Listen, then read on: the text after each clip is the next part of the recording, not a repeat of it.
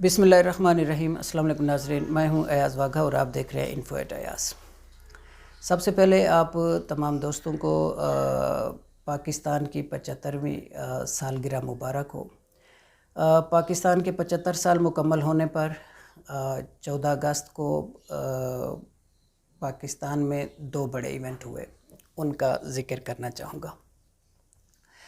ایک تو عمران خان صاحب نے لاہور کے ہاکی گراؤنڈ میں بہت بڑا تاریخی جلسہ کیا، اس کا ذکر میں ضروری سمجھتا ہوں۔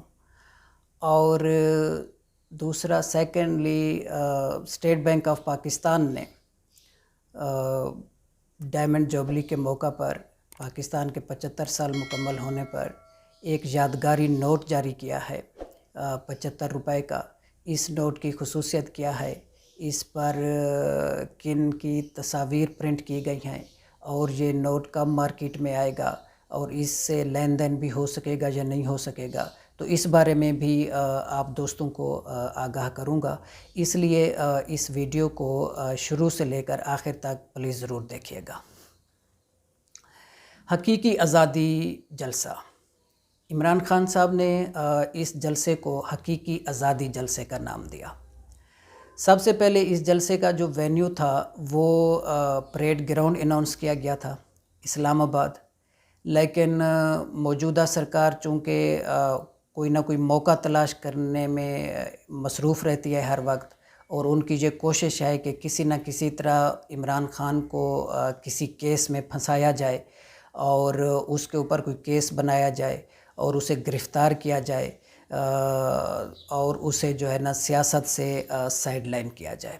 تو اسی کوشش کی وجہ سے انہوں نے وہ ٹی ایل پی کو میدان میں لے آئے تھے، اور ٹی ایل پی نے، تحریک لبیک پاکستان نے بھی یہ اناؤنس کر دیا تھا کہ وہ بھی 13 اگست کی شام ادھر اسلام آباد میں جلسہ کریں گے۔ تو لوگ ابھی تک یہی سمجھتے آئے ہیں کہ عمران خان جو ہے نا بقول زرداری صاحب یہ ایک نابلد سیاستدان ہے۔ میں سمجھتا ہوں کہ اب ایون پورا پاکستان سمجھنے لگا ہے کہ عمران خان ایک کھلاڑی بھی اچھا تھا، کپتان بھی کامیاب تھا، اور اب وہ سیاستدان بھی بہت زبردست بن چکا ہے۔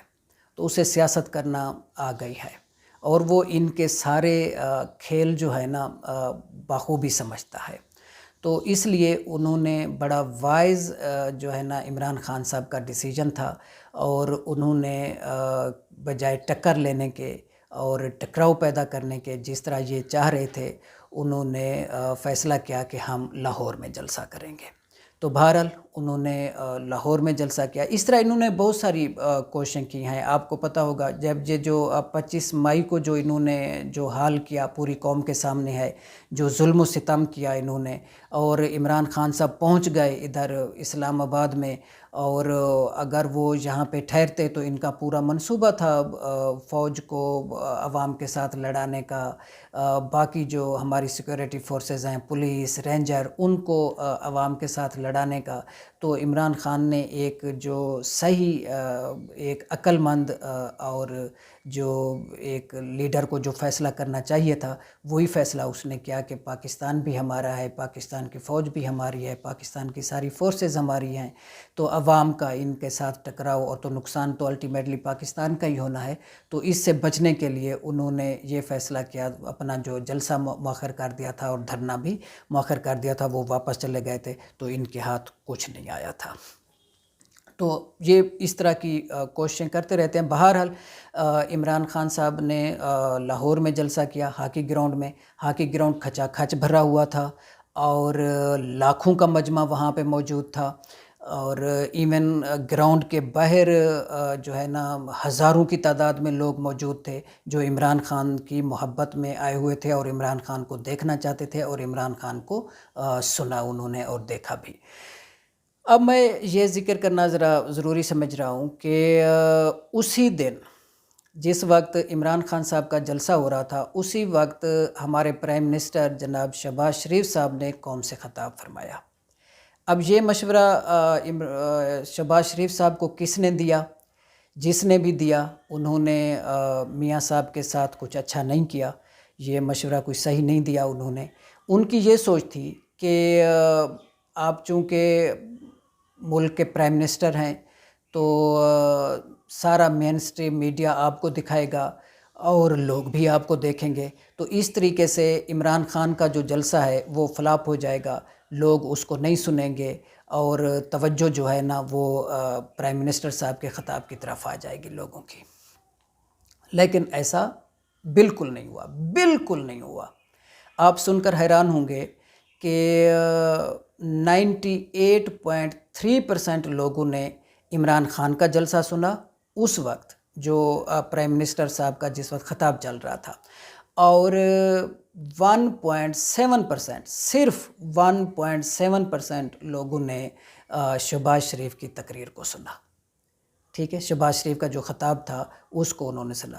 باقی مین اسٹریم میڈیا میں سے ایک دو چینل ہیں جنہوں نے صرف عمران خان کے جلسے کو دکھایا، انہوں نے سکرین پہ وہ چھوٹی سا وہ تصویر تو آ رہی تھی کہ پرائم منسٹر صاحب خطاب فرما رہے ہیں قوم سے، لیکن انہوں نے سنایا نہیں۔ باقی جتنا بھی ہمارا مین اسٹریم میڈیا ہے انہوں نے شہباز شریف صاحب کو دکھایا۔ میں نے بذات خود باقی چینلز پہ جا کر میں دیکھتا رہا یہی چیز نوٹ کرنے کے لیے کہ کتنے چینل اس وقت پرائم منسٹر صاحب کی سپیچ کو دکھا رہے ہیں۔ تو یہ انالیسس تو بعد میں آیا بھی کتنے لوگوں نے کون سا چینل دیکھا، کس کی تقریر کو سنا، تو بہرحال باقی سارے چینل جو ہیں وہ شہباز صاحب کی جو خطاب ہے اس کو دکھا رہے تھے، لیکن قوم نے اسے ریجیکٹ کیا اور انہوں نے نہیں سنا۔ تو یہ ان کی پاپولیرٹی کا گراف ہے جس سے آپ اندازہ لگا سکتے ہیں کہ 98.3% لوگ عمران خان کو سنتے ہیں اور اونلی 1.7% لوگ پرائم منسٹر کا خطاب انہوں نے سنا۔ تو ان کی کتنے یہ عوام میں پاپولر ہیں یہ اب ان کو سمجھ جانا چاہیے۔ تو یہ تو تھوڑی سی جو جلسے کی صورتحال تھی وہ میں نے آپ دوستوں کو بتائی۔ ہاں، ایک اور چیز میں یہاں پہ آپ کے ساتھ ذکر کرنا ضروری سمجھتا ہوں۔ یہ جو لوگ عمران خان کے جلسے میں آتے ہیں یہ کون لوگ ہوتے ہیں؟ میں سمجھتا ہوں اس میں 3 قسم کے لوگ ہوتے ہیں، یہ میری اوپینین ہے۔ اس میں 3 قسم کے لوگ ہوتے ہیں۔ تقریباً 50% لوگ ایسے ہوتے ہیں جو عمران خان صاحب کی محبت میں آتے ہیں، جو عمران خان کو اپنا لیڈر مانتے ہیں، جو صرف اور صرف اقتدار میں عمران خان صاحب کو دیکھنا چاہتے ہیں۔ 50% تقریباً ایسے لوگ موجود ہوتے ہیں، اور میں خود چشم دید گواہ ہوں اس کا۔ جب یہ 2013 والے الیکشن کے بعد عمران خان نے جو دھرنا دیا تھا اور شام کے وقت جس طرح لوگ آتے تھے، سنتے تھے، اور ان کے جو جذبات ہوتے تھے اور جس طرح وہ عمران خان کی باتیں سن کر رو رہے ہوتے تھے، ان کی آنکھوں سے آنسو ٹپک رہے ہوتے تھے، تو اس سے اندازہ ہو جاتا تھا بندے کو کہ یہ کس طرح یہ عمران خان سے لوگ جو ہے نا محبت کرتے ہیں۔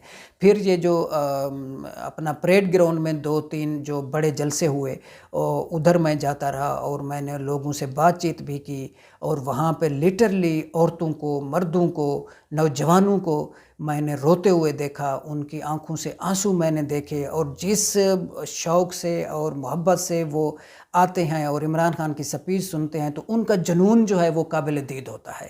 تو 50% ایسے لوگ ہیں جو صرف اور صرف عمران خان صاحب کی محبت میں آتے ہیں، وہ عمران خان کو اپنا لیڈر مانتے ہیں، وہ عمران خان کو دیکھنا چاہتے ہیں، سننا چاہتے ہیں، اس لیے ملک کے کونے کونے سے وہ جمع ہوتے ہیں۔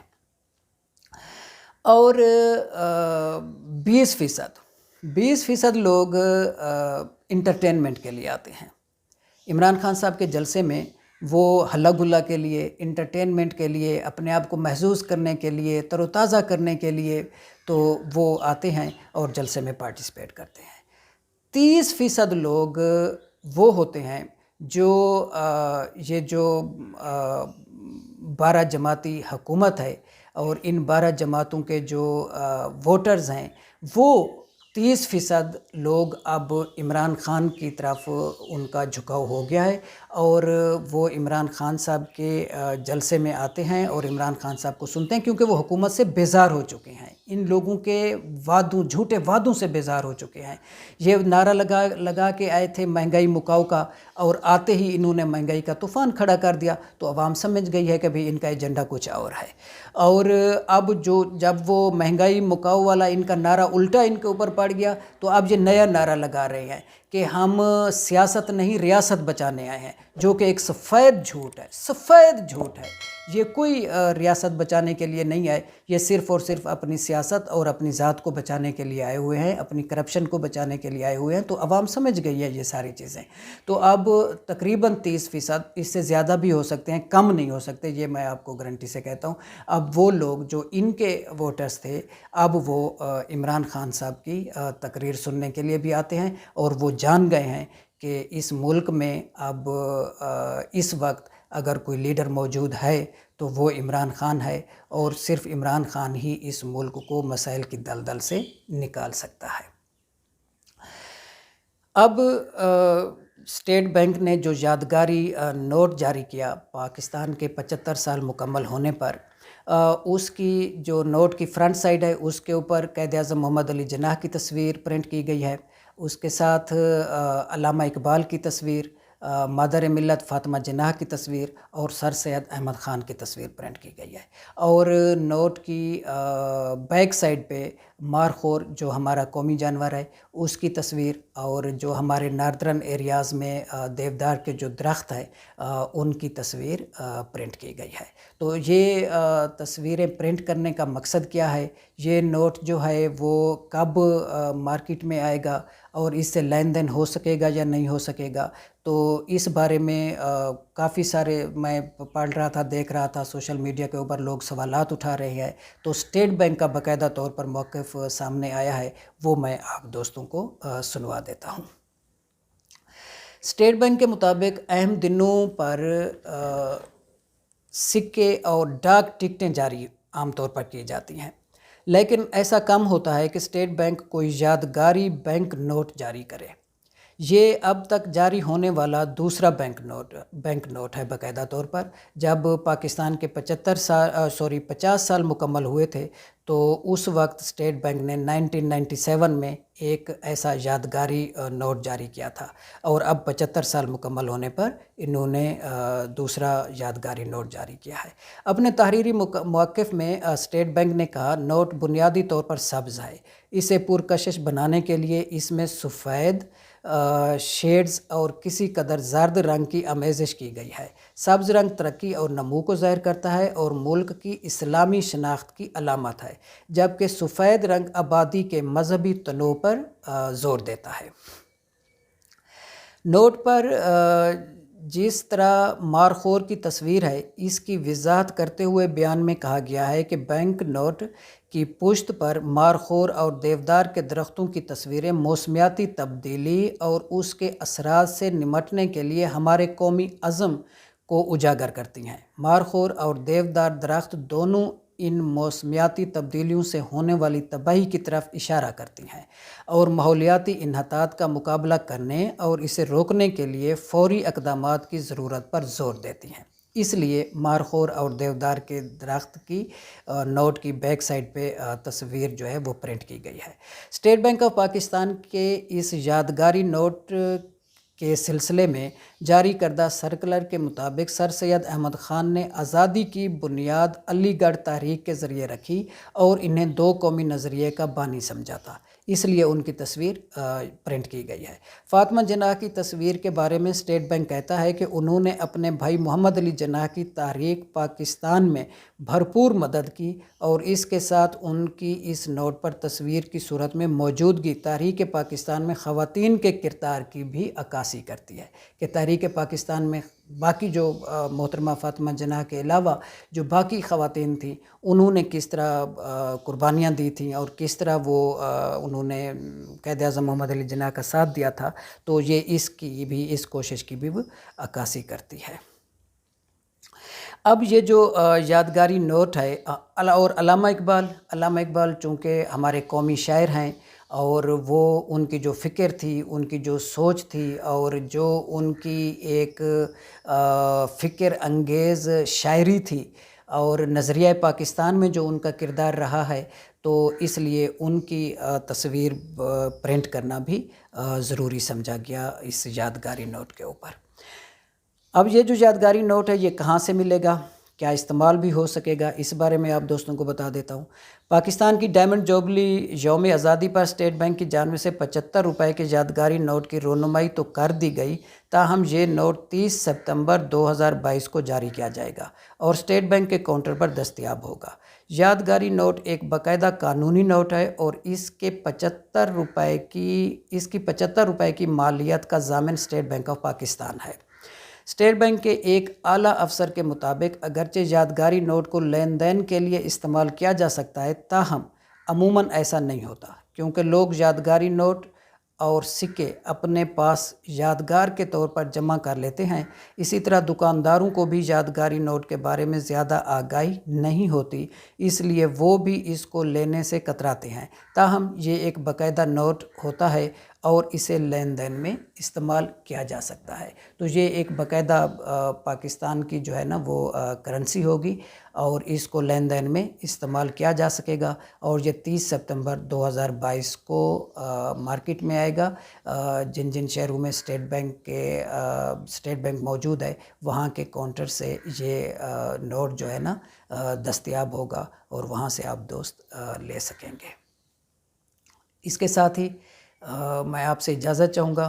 آپ اپنا اور میرے اس چینل کا بہت خیال رکھیے گا۔ اگر آپ نے ابھی تک میرا چینل سبسکرائب نہیں کیا ہوا تو پلیز اسے سبسکرائب کر دیں اور اپنے دوستوں کے ساتھ بھی شیئر کریں، اور اپنے چاہنے والوں کا بہت خیال رکھیں۔ اب آپ سے ملاقات ہوگی انشاءاللہ اگلے ولاگ میں، تب تک کے لیے اللہ حافظ۔